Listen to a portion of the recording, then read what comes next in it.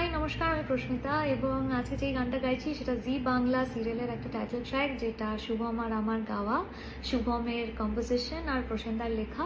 এই গানটা এই বছর অ্যাবি অ্যাওয়ার্ডসে গোল্ড পেয়েছে। So this is a song that will always be very special to me.